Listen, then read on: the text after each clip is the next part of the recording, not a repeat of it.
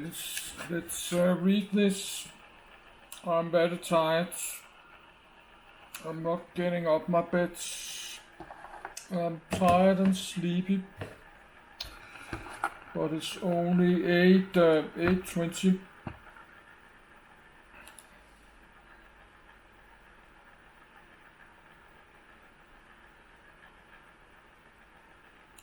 Intercontinental Ballistic Missile.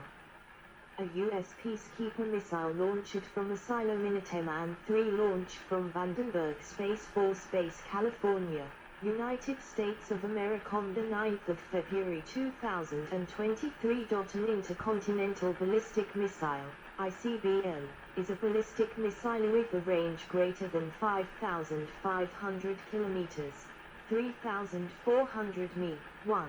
Primarily designed for nuclear weapons delivery, delivering one or more thermonuclear warheads. Conventional, chemical, and biological weapons can also be delivered with varying effectiveness, but have never been deployed on ICBMs. Most modern designs support multiple independently targetable reentry vehicle, MIRVs, allowing a single missile to carry several warheads, each of which can strike a different target. The United States, Russia, China, France, India, the United Kingdom, Israel, North Korea and Iran are the only countries known to have operational ICBMs. Only ICBMs had limited precision, which made them suitable for us only against the largest targets, such as cities. They were seen as a safe basing option, one that would keep the deterrent force close to home where it would be difficult to attack.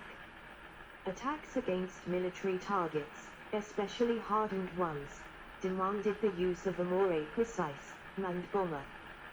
Second and third generation designs, such as the LGM-118 Peacekeeper, dramatically improved accuracy to the point where even the smallest point targets can be successfully attacked. ICBMs are differentiated by having greater range and speed than the ballistic missiles, intermediate range ballistic missiles, IRBMs, medium range ballistic missiles, MRBMs, short range ballistic missiles, SRBMs, and tactical ballistic missiles, TBMs. History. World War II. The first practical design for an ICBM grew out of Nazi Germany's V-2 rocket program. The liquid-fueled V-2, designed by Werner von Braun and his team, was widely used by Nazi Germany from mid-1944 until March 1945 to bomb British and Belgian cities, particularly Antwerp and London. Under Project America, von Braun's team developed the A9/10 ICBM, intended for use in bombing New York and other American cities. Initially intended to be guided by radio, it was changed to be a piloted craft after the failure of Operation Elster. The second stage of the A9/A10 rocket was tested a few times in January and February 1945. After the war, the U.S. executed Operation Paperclip, which took von Braun and hundreds of other leading Nazi scientists to the United States to develop IRBMs, ICBMs, and launchers for the U.S. Army. Primary views of an R-7 Semyorka, the world's first ICBM and satellite launch vehicle. This technology was predicted by U.S. General of the Army Hap Arnold, who wrote in 1943, "Someday, not too distant, there can come streaking out of Samulia. We won't be able to hear it. It will come so fast, some kind of gadget with an explosive so powerful that one projectile will be able to wipe out completely this city of Washington." 2. 3. Cold War. After World War II, the Americans and the Soviets started rocket research programs based on the V-2 and other German wartime designs. Each branch of the U.S. military started its own programs, leading to considerable duplication of effort. In the Soviet Union, rocket research was centrally organized, although several teams worked on different designs.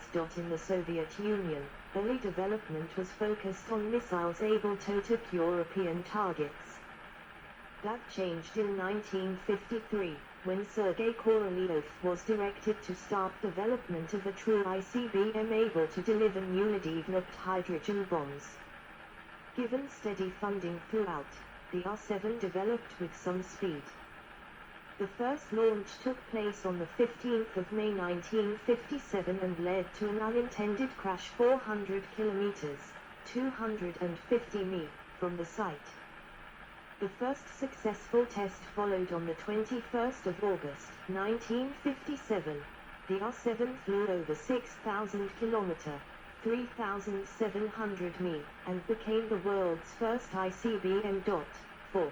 The first strategic missile, and it became operational on the 9th of February, 1959 at Plesetsk in northwest Russia. 5. It was the same R-7 launch vehicle that placed the first artificial satellite in space, Sputnik, on 4 October 1957. The first human spaceflight in history was accomplished on a derivative of R-7, Vostok, on 12 April 1961, by Soviet cosmonaut Yuri Gagarin. A heavily modelized version of the R-7 is still used as the launch vehicle for the Soviet /Russian Soyuz spacecraft, marking more than 60 years of operational history of Sergei Korolev's original rocket design. The US initiated ICBM research in 1946 with the RTV-A2 Hirok project. This was a three-stage effort, with the ICBM development not starting until the third stage. However, funding was cut in 1948 after only 3 partially successful launches of the second stage design, that was used to test variations of the V-2 design. With overwhelming air superiority and truly intercontinental bombers, the newly formed U.S. Air Force did not take the problem of ICBM development seriously. Things changed in 1953 with the Soviet testing of their first thermonuclear weapon, but it was not until 1954 that the Atlas missile program was given the highest national priority. The Atlas first flew on the 11th of June, 1957. The flight lasted only about 24 seconds before the rocket exploded. The first successful flight of an Atlas missile to full range occurred 28 November 1958. 6. The first armed version of the Atlas D, was declared operational in January 1959 at Vandenberg, although it had not yet flown. The first test flight was carried out on the 9th of July 1959, 7, and the missile was accepted for service on the 1st of September. The Titan I was another U.S. multi-stage ICBM with a successful launch the 5th of February, 1959, with Titan IA-3. Unlike the Atlas, the Titan I was a 2-stage missile, rather than 3. The Titan was larger, yet lighter, than the Atlas. Due to the improvements in engine technology and guidance systems, the Titan I overtook the Atlas. 8. An SM-65 Atlas, the first USICM, first launched in 1957. The R-7 and Atlas each required a large launch facility, making them vulnerable to attack, and could not be kept in a ready state. Failure rates were very high throughout the early years of ICBM technology. Human spaceflight programs, Vostok, Mercury, Voskhod, Gemini, etc., served as a highly visible means of demonstrating confidence in reliability, with successes translating directly to national defense implications. The US was well behind the Soviets in the space race, and so US President John F. Kennedy increased the stakes with the Apollo program, which used Saturn rocket technology that had been funded by President Dwight D. Eisenhower. 1965 graph of USAF Atlas and Titan ICBM launches cumulative by month with failures highlighted, pink, showing how NASA's use of ICBM boosters for projects Mercury and Gemini, blue, served as a visible demonstration of reliability at a time when failure rates had been substantial. These early ICBMs also formed the basis of many space launch systems. Examples include R-7, Atlas, Redstone, Titan, and Proton, which was derived from the earlier ICBMs but never deployed as an ICBM. The Eisenhower administration supported the development of solid-fueled missiles such as the LGM-30 Minuteman, Polaris and Skybolt. Modern weapons tend to be smaller than their ancestors, due to increased accuracy and smaller and lighter warheads, and use solid fuels, making them less useful as orbital launch vehicles. The Western view of the deployment of PC systems was governed by the strategic theory of mutual assured destruction. In the 1950s and 1960s, development began on anti-ballistic missile systems by both the Americans and Soviets. Such systems were restricted by the 1972 Anti-Ballistic Missile Treaty. The first successful ABM test was conducted by the Soviets in 1961, which later deployed a fully operational system defending Moscow in the 1970s. See Moscow A-beam system. The 1972 SALT Treaty froze the number of ICBM launches of both the Americans and the Soviets at existing levels and allowed new submarine-based SLBM launches only if an equal number of land-based ICBM launches were dismantled.